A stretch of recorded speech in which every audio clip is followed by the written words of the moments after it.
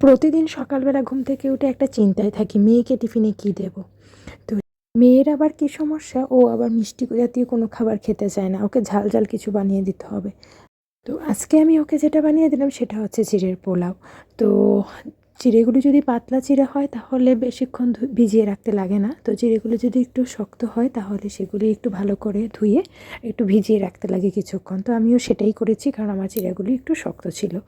ওর কড়াইতে আলু গাজরগুলি একটু ভেজে নিয়েছিলাম, তোমরা দেখতেই পেলে। তো আদা কাঁচা লঙ্কা প্রথমে দিতে আমি ভুলে গিয়েছিলাম, তো তারপর পরে আমি দিয়ে দিয়েছি। তো যেহেতু আমি এটা ভেজ করছি, নন ভেজ আমি ওকে দেই না স্কুলে, তো আমরা আগে এটার মধ্যে পেঁয়াজও দেওয়া যায়, ডিমও দেওয়া যায়, তো সেটাও আমরা করি। তো যেহেতু ওকে আমি ভেজ করেই দেবো, তাই আমরা আর অন্য কিছু আমি অ্যাড করিনি। তো শুধু আলু আর গাজর দিয়েছি, তোমরা চাইলে অন্য সবজিও দিতে পারো।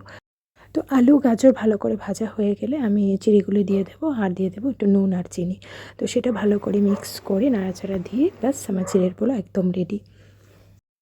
তো আমি বাদাম কিশমিশও দিতেছিলাম, কিন্তু আমার মেয়ে এগুলিও খায় না, তো যার জন্য আমাকে সিম্পলভাবে করে দিতে হচ্ছে, একটু ঝাল ঝাল হলেই হবে ওর জন্য। তো আর কিছুটা ফ্রুটস দিয়ে দিচ্ছি, কারণ ও আস্তে আস্তে অনেকটা লেট হয়ে যায়, এসে কোনো ফ্রুটস খাওয়ার টাইমও থাকে না। তো আর কিছুটা বিট নুনও দিয়ে দিয়েছি।